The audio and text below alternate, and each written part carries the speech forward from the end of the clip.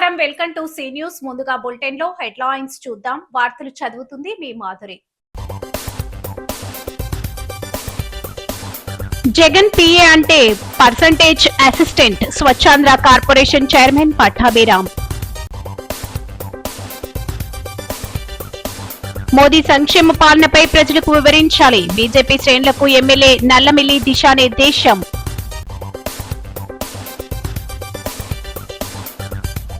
Pending పనులను త్వరగా పూర్తి చేయాలి. అధికారుల సమీక్షలో ఎమ్మెల్యే గోరంట్ల సూచన.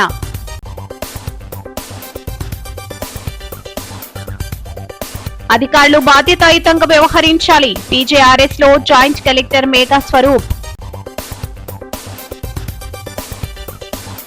కౌలు రైతులకు పంట రుణాలు తప్పకుండా ఇవ్వాలి. బ్యాంకర్ల సమావేశంలో డీఆర్ఓ సీతారామమూర్తి. జగన్ రెడ్డి ముఖ్యమంత్రి అయ్యాక పిఏ పదవులకు కొత్త అర్థాలు వచ్చాయని, పర్సనల్ అసిస్టెంట్లు కాస్త పర్సంటేజ్ అసిస్టెంట్లుగా మారిపోయారని స్వచ్ఛాంధ్ర కార్పొరేషన్ చైర్మన్ కొమ్మారెడ్డి పట్టాభిరామ్ విమర్శించారు.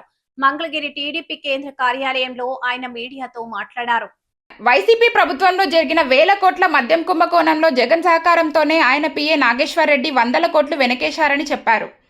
జగన్ చేసిన ప్రతి పాపంలోనూ నాగేశ్వర్ రెడ్డికి వాటా ఉందని ధ్వజమెత్తారు. జగన్ను కలవాలన్నా, తాడేపల్లి ప్యాలెస్లో ఎవరైనా అడుగు పెట్టాలన్నా నాగేశ్వర్ రెడ్డికి చేయి తడపాల్సిందేనని ఆరోపించారు. నెలకు 10,000 నుండి 15,000 జీతం తీసుకునే స్థాయి నుండి 100 కోట్లు సంపాదించే స్థాయికి ఆయన ఎదగడం వెనుక కారణం ఇదేనని పేర్కొన్నారు. ప్రజాధనాన్ని లూటీ చేయడానికి జగన్ పవర్, ప్రాపర్టీ, పైసా పార్ట్నర్షిప్ P4 విధానాన్ని అమలు చేశారని మండిపడ్డారు. ఇప్పటికే మద్యం కుంభకోణంలో జగన్ చుట్టూ ఉండే కృష్ణమోహన్ రెడ్డి, ధనుంజయ రెడ్డి, గోవిందప్ప బాలాజీ పాత్ర బయటపడిందన్నారు. తాజాగా నాగేశ్వర్ రెడ్డి అక్రమాలు సిట్ విచారణలో వెలుగు చూశాయి. సాధారణ పిఏ భార్య ఖాతాల్లోకే ఏకంగా 20 కోట్ల సొమ్ము ఎలా వచ్చి చేరింది? ఇదంతా జగన్ హయాంలో జరిగిన గంజాయి, మాదక ద్రవ్యాల దందా, భూముల కబ్జాలో నాగేశ్వర్ రెడ్డి వాటా కాదా అని ప్రశ్నించారు. గొడ్డలపాటి ప్రభుత్వ హయాంలో చేసినటువంటి అనేక భారీ కుంభకోణాల్లో ప్రధానమైనటువంటిది లిక్కర్ కుంభకోణం. ఇప్పటికే దానికి సంబంధించి అనేక విస్తుపోయేటటువంటి వాస్తవాలు బయటకు వస్తూ ఉన్నాయి. అది రాజ్ కసిరెడ్డి మొదలుకొని మరి గొడ్డలపాటి అధ్యక్షుడు జగన్ రెడ్డి చుట్టూ ఉండేటటువంటి అనేక మంది వ్యక్తుల యొక్క పాత్ర, అది కృష్ణమోహన్ రెడ్డి కానివ్వండి, ధనుంజయ రెడ్డి కానివ్వండి, గోవిందప్ప బాలాజీ కానివ్వండి, గొడ్డలపాటి అధ్యక్షుడు ఇన్నర్ సర్కిల్ మొత్తం యొక్క పాత్ర అంతా కూడా చాలా స్పష్టంగా ఇవాళ ఆధారాలతో సహా మన ముందుకు వస్తూ ఉంది. ఈ రోజున లేటెస్ట్గా ఇంకొక కీలక వ్యక్తి, గొడ్డలిపాటి అధ్యక్షుడికి ఒక రకంగా షాడోలాగా వ్యవహరించేటటువంటి వ్యక్తి యొక్క పాత్ర కూడా బయటపడింది. ఇవాళ గొడ్డలి పార్టీలో ఎవరిని అడిగినా చెప్తారు, మీ అధ్యక్షుడి యొక్క నీడ ఎవరు అంటే వచ్చేటటువంటి సమాధానం కేఎన్ఆర్. గొడ్డలి పార్టీ అధ్యక్షుడు నీడ ఎవరన్న ప్రశ్నకి universal answer KNR, K Nageswar Reddy. మరి అటువంటి జగన్ రెడ్డి నీడ యొక్క పాత్ర ఇవాళ ఆధారాలతో సహా బయటపడినటువంటి పరిస్థితి. ప్రాథమిక విచారణలో, ప్రాథమిక దర్యాప్తులోనే దాదాపు 3,500 కోట్ల రూపాయల భారీ కుంభకోణం, ఈ లిక్కర్ కుంభకోణం, గొడ్డలిపాటి హయాంలో జరిగినటువంటి లిక్కర్ కుంభకోణం యొక్క విలువ దాదాపు 3,500 కోట్లని ప్రాథమిక దర్యాప్తులో తేలుతా ఉంది. మరి ఇన్ని వేల కోట్ల రూపాయల సొమ్ములు రకరకాల వ్యక్తుల ఖాతాల్లోకి ఏ విధంగా వెళ్ళాయో, మరి ఆ రోజున ఏపీ బెవరేజెస్ కార్పొరేషన్ ఎండీగా ఉండి అన్నీ తానే వ్యవహరించినటువంటి వాసుదేవ్ రెడ్డి ఖాతాలోకి ఏ విధంగా వెళ్ళి. కేంద్రంలో బీజేపీ ప్రభుత్వం విజయవంతంగా 12 సంవత్సరాల పాలనను పూర్తి చేసుకున్న సందర్భంగా చేపట్టబోయే కార్యక్రమాలు యోగా దినోత్సవం, పర్యావరణ దినోత్సవంపై తూర్పు గోదావరి జిల్లా రాజమహేంద్రవరం భారతీయ జనతా పార్టీ కార్యాలయంలో సమావేశం నిర్వహించారు. జిల్లా అధ్యక్షుడు పిక్కి నాగేంద్ర అధ్యక్షతన జరిగిన ఈ కార్యక్రమంలో ముఖ్య అతిథిగా అనపర్తి ఎమ్మెల్యే నల్లమల్లి రామకృష్ణారెడ్డి పాల్గొని పార్టీ శ్రేణులకు దిశానిర్దేశం చేశారు. నరేంద్ర మోడీ 12 సంవత్సరాల పాలన సమయంలో జరిగిన అభివృద్ధి, సంక్షేమం, ప్రజల జీవన ప్రమాణాల మెరుగు, మౌలిక సదుపాయాల కల్పనపై క్షేత్రస్థాయిలో ప్రజల వద్దకు తీసుకెళ్లి అర్థమయ్యేలా తెలియజెప్పాలని దిశానిర్దేశం చేశారు. ఈ సందర్భంగా రాబోయే రోజుల్లో దేశవ్యాప్తంగా నిర్వహించనున్న అంతర్జాతీయ యోగా దినోత్సవం, అలాగే పర్యావరణ పరిరక్షణను చాటే ప్రకృతి దినోత్సవం కార్యక్రమాలను జిల్లాలలో పెద్ద ఎత్తున నిర్వహించాలని, ప్రజలను భాగస్వామ్యం చేయాలని, ప్రజల్లోకి మరింత వెళ్లాలని పిలుపునిచ్చారు.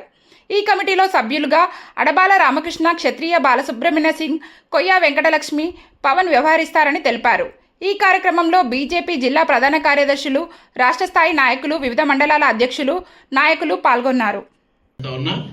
అది జిల్లా అధ్యక్షులు రాష్ట్ర నాయకత్వంతో మాట్లాడి నిర్ణయం చేస్తారు. అదేవిధంగా 8 నుంచి 14 వరకు ప్రతి జిల్లాలో 500 మంది ప్రతిష్ఠ వ్యక్తుల్ని కలవాలి అనేది కార్యక్రమం పెట్టారు. అంటే మన ప్రాంతంలో డాక్టర్స్ ఉంటారు, లాయర్స్ ఉంటారు, వివిధ రంగాల్లో నిష్ణాతులు ఉంటారు, పర్యావరణవేత్తలు ఉంటారు, సామాజిక కార్యకర్తలు ఉంటారు. ఇటువంటి వారందరినీ కలవాలి. మనం ఈ 12 సంవత్సరాలు నరేంద్ర మోడీ గారి నాయకత్వంలో భారతదేశంలో ఏ విధంగా ప్రగతి జరిగిందనే విషయాన్ని వారందరితో వ్యక్తిగతంగా చర్చించాలి. తర్వాత మొక్కలు నాటే కార్యక్రమం, స్వచ్ఛతా కార్యక్రమం ఏర్పాటు చేయాలి. స్వచ్ఛతా కార్యక్రమం కూడా ఇది ఒక మొక్కుబడి కార్యక్రమంగా వస్తూ ఉంది. ఇటీవల నేను అధికారిక సమావేశాల్లో కూడా చాలాసార్లు చెప్పాను. మేమందరం వెళుతున్నాం అక్కడికి, ఒక చీపురు తీసుకుంటున్నాం, ఒక ఫోటోకు పోజ్ ఇస్తున్నాం, అక్కడి నుంచి మేము వెళ్ళిపోతున్నాం. అక్కడికి వచ్చేది ఎవరు? కూటమి కార్యకర్తలు వస్తున్నారు, అధికారులు వస్తున్నారు. అక్కడతో బాధ్యత అయిపోతుంది, ప్రజల్లోకి వెళ్ళడం లేదు. ఇవాళ ప్లాస్టిక్ వ్యర్థాల వల్ల మనకి బయట ఉష్ణోగ్రతలు కూడా పెరిగిపోతున్న నేపథ్యం. ప్లాస్టిక్ నిరోధించాలి. ప్లాస్టిక్ ని మిగిలిన ఏదైతే గార్బేజ్ ఉందో రెండింటినీ సెపరేట్ చేసుకోవాలి. గృహస్థులు ఆ బాధ్యత తీసుకుని ఎక్కడికక్కడ సెపరేట్ చేసినట్టయితే ప్రభుత్వం కూడా దానిపైన ఇప్పుడు చర్యలు తీసుకోవడానికి ముందుకెళ్తా ఉంది. ముఖ్యంగా మీరు ఒకటి ఆలోచన చేయండి. బయట విదేశాలకి మన దేశం నుంచి వారి పిల్లల్ని చూడడానికో లేకపోతే విహారయాత్రకో ఒక 4 మాసాలు 5 మాసాలు వేరే దేశాలకు వెళ్ళి వస్తారు. అక్కడ చాలా డిసిప్లైన్డ్ గా ఎక్కడ పేపరు రోడ్డు మీద వేయకుండా, చెత్త రోడ్డు మీద వేయకుండా అక్కడ మెయింటైన్ చేస్తారు. అక్కడ సిస్టమ్ అంతా ఫాలో అవుతారు. మరలా 6 మాసాల తర్వాత ఇండియాకి రాగానే మరలా యథావిధిగా ఇదేదో మన జన్మ హక్కు అన్నట్టుగా ప్రతి ఒక్కరు కూడా చెత్త అంతా రోడ్డు మీద వేసుకుంటూ రోడ్డుని పాడు చేసుకుంటూ వెళ్తాం. ఎందువల్ల ఈ విధంగా చేస్తున్నాం అంటే అక్కడ ఒక డిసిప్లిన్ అలవాటు చేశారు, పెనలైజ్ చేస్తున్నారు. అక్కడ మనకి ఇది ప్రజాస్వామ్య దేశం. పెండింగ్ పనులను త్వరగా పూర్తి చేయాలని, అభివృద్ధి పనుల్లో వేగం పెంచాలని రూరల్ ఎమ్మెల్యే గోరంట్ల బుచ్చయ్య చౌదరి పేర్కొన్నారు. ఆయన కార్యాలయంలో మున్సిపల్ పంచాయతీరాజ్ RWS అధికారులతో రాబోయే పుష్కరాల పనులపై సమీక్ష సమావేశం నిర్వహించారు. ఈ సందర్భంగా ఎమ్మెల్యే గోరంట్ల మాట్లాడుతూ గోదావరి కాలుష్యాన్ని నియంత్రించేందుకు కూటమి ప్రభుత్వం ప్రత్యేక ప్రణాళికతో ముందుకు వెళుతుందని, ఉప ముఖ్యమంత్రి పవన్ కళ్యాణ్ 2 రోజుల పాటు క్షేత్రస్థాయిలో పర్యటించి అధికారులతో సమీక్ష నిర్వహించి అనేక సూచనలు చేశారని తెలిపారు. త్వరలో ముఖ్యమంత్రి నారా చంద్రబాబు నాయుడు పుష్కర పనులపై సమీక్ష నిర్వహిస్తారని, ప్రణాళికాబద్ధంగా పనులు నిర్వహించేందుకు అధికారులు సన్నద్ధం కావాలని తెలిపారు. ముఖ్యంగా రాబోయే వర్షాకాలంలో ఎలాంటి ఇబ్బందులు తలెత్తకుండా మురుగునీరు సకాలంలో బయటకు వెళ్లేలా డ్రైనేజీ వ్యవస్థను మెరుగుపరచాలని, పుష్కరాల నాటికి పట్టణంలో చేపడుతున్న రహదారులు, కాలువలు, పారిశుద్ధ్య పనులు వేగవంతంగా పూర్తి చేయాలని, ప్రజలకు ఇబ్బందులు కలగకుండా ముందస్తు చర్యలు తీసుకోవాలని, నీటి మునిగే ప్రాంతాలపై ప్రత్యేక దృష్టి పెట్టాలని తెలిపారు. డ్రైనేజీ శుభ్రపరిచే పనులను యుద్ధ ప్రాతిపదికన చేపట్టాలని, వర్షపు నీరు నిల్వ కాకుండా అవసరమైన చర్యలు తీసుకోవాలని అధికారులకు సూచించారు. వాటర్ ఎప్పుడైతే నదిలో వాటర్ పడి వర్షం నుంచి వచ్చిన నీరంతా నిలబడిపోతుంది కనుక ఈ బ్యాక్లాగ్ని తగ్గించాల్సిన అవసరం ఉందంటే ఏం చేయాలంటే ఆ రోజుల్లో 89 lakhs, ఓన్లీ 89 lakhsతో నల్లాచలం పంపింగ్ హౌస్ పెట్టాం. 85, 89 కొవ్వూరు ఆర్డీఓ కార్యాలయంలో నియోజకవర్గ స్థాయి 2వ వారం ప్రత్యేక పీజేఆర్ఎస్ కార్యక్రమంలో జిల్లా joint collector Y Megha Swaroop, MLA Muppidi Venkateswararao పాల్గొన్నారు. అధికారులు ప్రయత్నిస్తే ప్రతి సమస్యకు తప్పకుండా పరిష్కారం లభిస్తుందని అన్నారు. ప్రజల నుంచి వచ్చిన ప్రతి అర్జీని క్షేత్రస్థాయిలో పరిశీలించి సంబంధిత శాఖల సమన్వయంతో త్వరితగతిన పరిష్కారం చేసే విధంగా చర్యలు తీసుకోవాలని అధికారులను ఆదేశించారు. ఎమ్మెల్యే ముప్పిడి వెంకటేశ్వరరావు మాట్లాడుతూ ప్రజలు తమ సమస్యల పరిష్కారం కోసం తహసీల్దార్, ఎంపీడీఓ, ఆర్డీఓ కార్యాలయాలు, కలెక్టరేట్, కొన్ని సందర్భాల్లో మంగళగిరిలోని పార్టీ కార్యాలయాల వరకు వెళ్లాల్సిన పరిస్థితులు ఎదుర్కొంటున్నారని తెలిపారు. ప్రజా ఫిర్యాదులు పూర్తి స్థాయిలో పరిష్కారం కావాలన్నదే ముఖ్యమంత్రి నారా చంద్రబాబు నాయుడు ఉద్దేశమని పేర్కొన్నారు. ఆర్డీఓ కె ఆనందరావు, జిల్లా డెవలప్మెంట్ అధికారి కె రత్నకుమారి, ఏపీడీ రామప్రసాద్, తహసీల్దార్లు డి దుర్గాప్రసాద్, ఎం మెరికమ్మ, లక్ష్మీ లావణ్య, ఎంపీడీఓలు, ఇతర మండల స్థాయి అధికారులు, సిబ్బంది పాల్గొన్నారు. సంబంధం లేదంటే అతనికి పట్టించుకోలేదు. జాగ్రత్త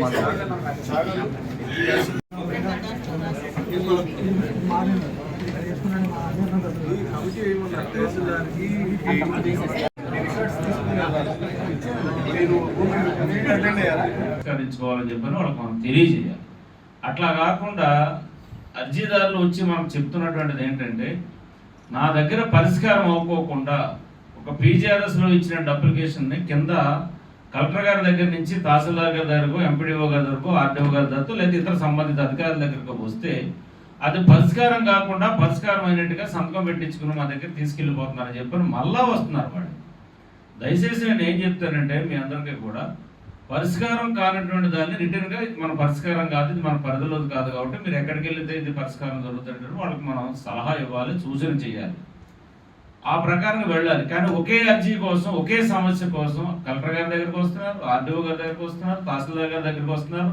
ప్రతి శుక్రవారం మేము కూడా పీజీఆర్ఎస్ పెడుతున్నాం, ఎమ్మెల్యే క్యాంప్ ఆఫీస్లో నేను కూడా పెడతా ఉన్నాను, నా దగ్గర కూడా వస్తూ ఉన్నారు.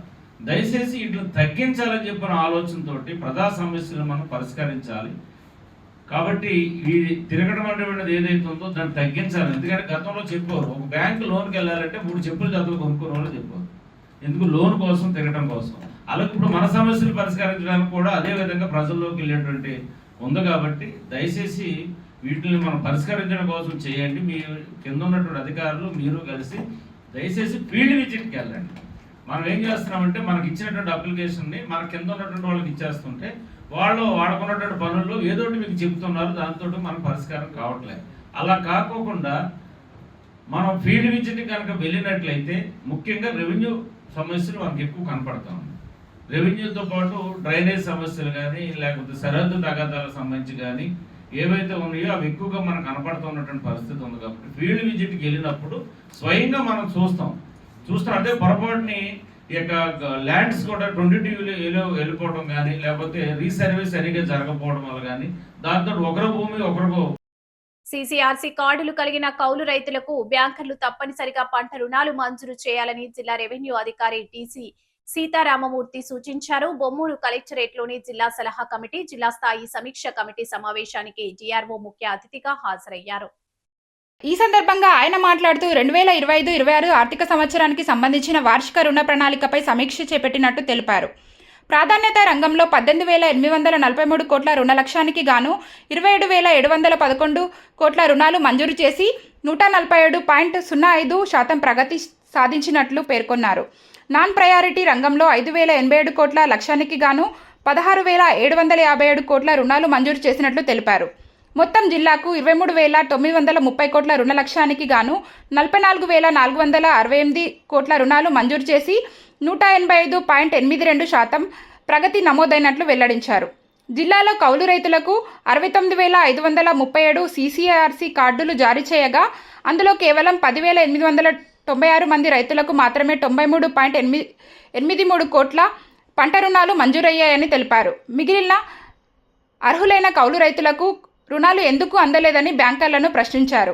Union bank regional head A Visweswararao, NABARD DDM Chakradhar Ravuri, RBI AGM D Kiran Kumar, lead bank manager DV Prasad తదితరులు పాల్గొన్నారు.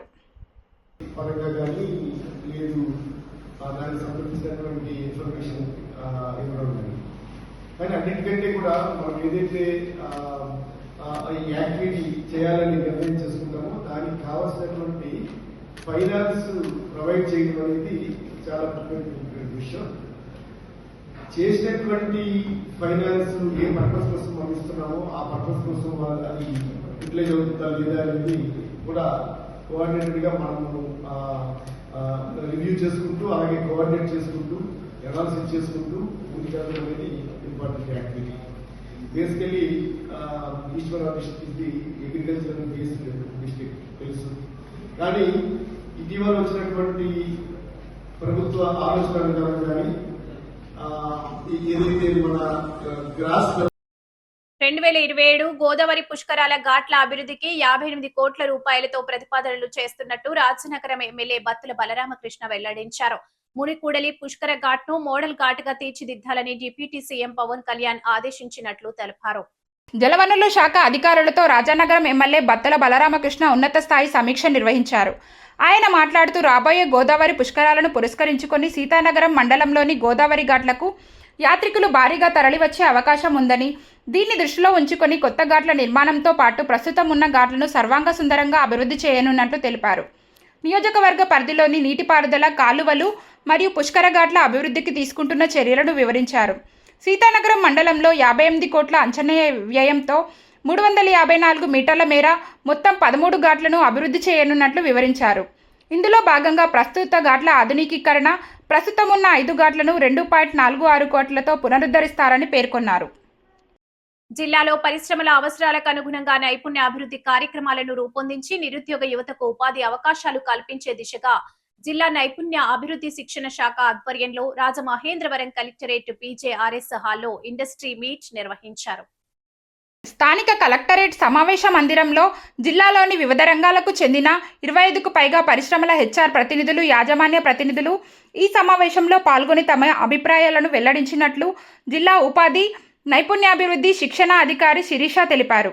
శిరీష మాట్లాడుతూ పరిశ్రమలు కోరుకునే నైపుణ్యాలకు అనుగుణంగా విద్యార్థులు, నిరుద్యోగ యువతను తీర్చిదిద్దేందుకు ప్రత్యేక శిక్షణ కార్యక్రమాలు చేపట్టనున్నట్లు తెలిపారు. ముఖ్యంగా ITI విద్యార్థులకు ఉపయోగపడే విధంగా మల్టీ స్కిల్ కోర్సులను ప్రవేశపెట్టే అంశంపై కూడా ఆలోచన జరుగుతోందన్నారు. విద్యార్థులు కేవలం విద్యా అర్హతలతో కాకుండా పరిశ్రమలకు అవసరమైన నైపుణ్యాలను పెంపొందించుకుంటే సులభంగా ఉపాధి అవకాశాలను పొందగలరని, స్వావలంబన సాధించగలరని వివరించారు.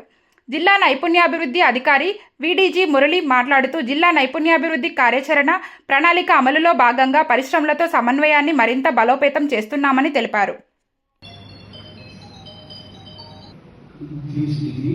తర్వాత డిప్లొమా వరకు మరి దీంట్లో మీకు స్కిల్స్ వాళ్ళు పనిచేస్తూ ఉన్నప్పుడు ఏ స్కిల్స్ వాళ్ళకి కావాలి అన్నది మీకు మేము అడుగుతారు. సపోజ్ అడుగుతారు, కొద్దిగా మీకు చెప్పండి.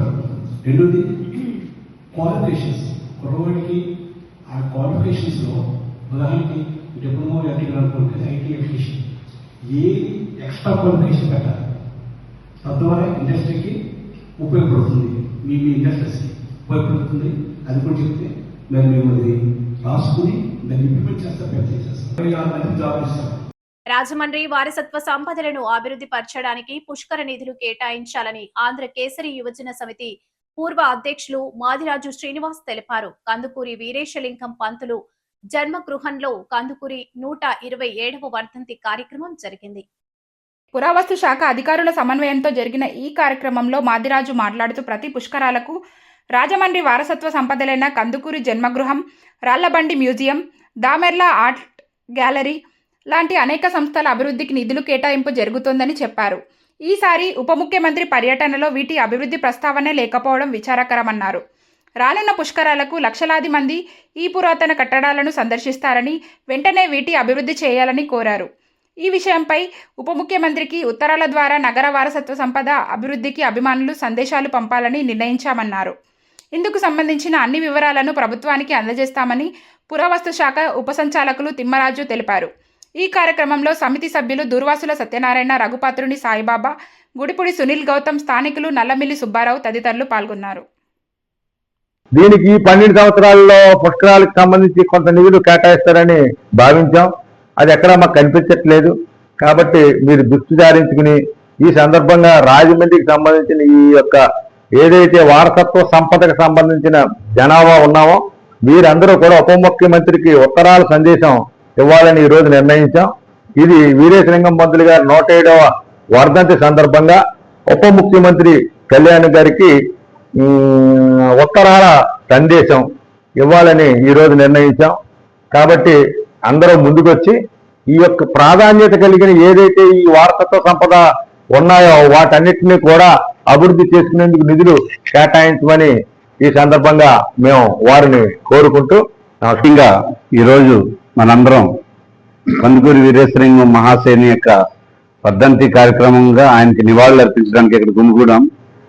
ఈ సందర్భంగా ప్రతి ఆయన యొక్క కార్యక్రమాల్లో పాల్గొంటూ మమ్మల్ని ఉత్తేజింపజేస్తూ మర్చిపోకుండా క్రమం తప్పకుండా ప్రతి కార్యక్రమాన్ని చేపడుతున్న మన మాచిరాజు గారికి, శ్రీనివాసరావు గారు, వాళ్ళ యొక్క టంగుటూరి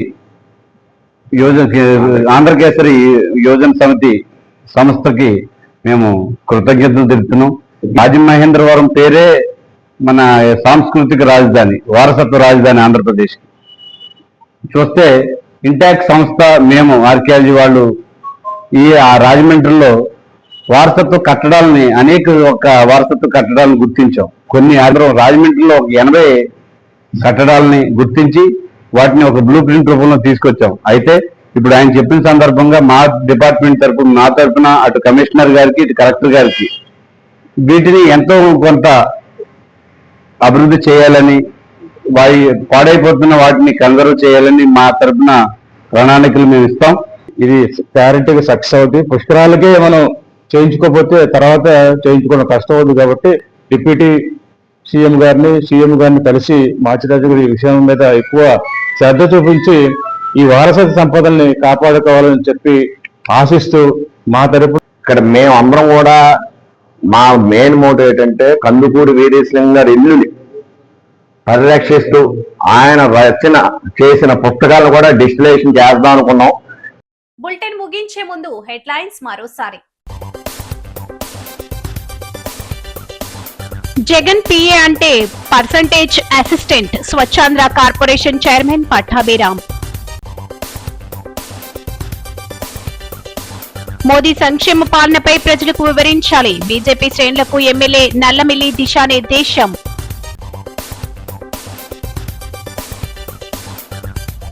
పెండింగ్ పనులను త్వరగా పూర్తి చేయాలి, అధికారుల సమీక్షలో ఎమ్మెల్యే గోరంట్ల సూచన.